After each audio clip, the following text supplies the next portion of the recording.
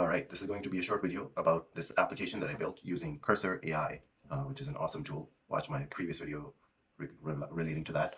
I'll put a link to that on how you can get started with Cursor AI. I'm not a developer, and somehow using Cursor AI, I made this application. And so it's a combination of a Node.js application with a Terraform script.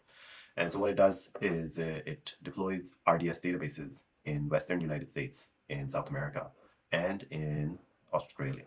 And so 3 different corners of the world.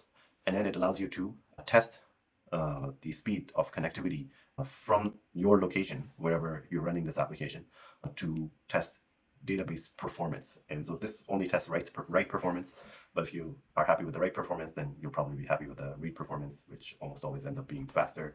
And so we'll come back to a quick demo of using the application, but I'm just going to quickly show you how you would get started with using this application. And so the first thing you want to do is go to this GitHub repo and clone this repo, right? And just follow whichever method you want to use to clone. And then what you want to do is the Terraform script. And to run the Terraform script is simply, Terraform apply, and then you provide it with a file with the variables, and then auto approve. And then it will run the Terraform script, and it will deploy these 3 databases that we saw in the first screen.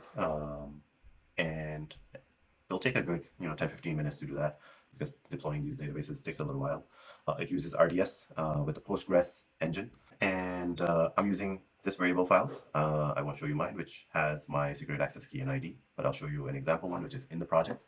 And so basically you want to put your secret access key ID and secret access key here, and then run the application with variables.tfr instead of test.tfrs like me.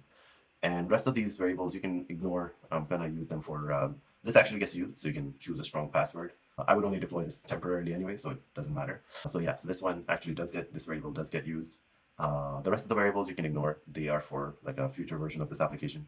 And so once you apply that, then you'll get a message like this, hopefully, if everything is successfully deployed. And so that you don't have to wait 15 minutes, I have done that step ahead of time. And then after that, what you want to do is, I'll just stop this and then run it again. And this also requires that you have Node.js installed, and just Google Node.js Node.js installation for your OS if you need to, if you don't have it already installed. So after you have Node.js installed, then you'll be able to run this command. You want to run it in the directory that you cloned from GitHub, right? And then we want to do npm run dev, and so that will run a dev instance of this application on your own computer, right? And that would take us to the GUI that we were seeing earlier, this GUI, right? And then first time it runs the GUI, it makes sure that it can actually get connected to each of the 3 databases that have been run, that have been built. And again, the application, the Terraform does take a good 10-15 minutes to get going, and then it still takes a few minutes after that before the databases are fully ready to be utilized. So give it a good 10-15 minutes.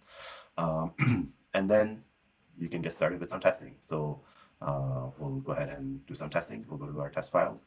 And so these are just random 50 MB files that I'm going to upload and test the speed, connection speed for 3 different regions around the world from my location, which currently happens to be in Canada. And so I did a test to Western United States, and then I'll just do another quick test to South America. I'll choose a different PDF file and upload. All right. And then I'll do the last one, and I'll just choose a different PDF file again and upload. And I got pretty decent speeds to all 3 regions around the world. It looks like it took 7 seconds to get to Australia, and 5 seconds we saw in our previous message here. This needs to be updated, something wrong with the GUI here, so I'll fix that. And the fastest was naturally to United States, which is next to Canada.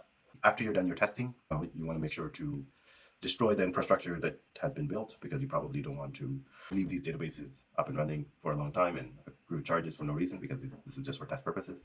And for that, you would simply apply the command destroy, and then it will destroy all of these 3 databases, after which these uploads will stop working. The destruction process also takes a good 10-15 minutes, so give that some time, and hopefully you'll find this useful. And I should have this bug fixed for this duration to be shown properly by the time anyone sees this video. Thank you for watching.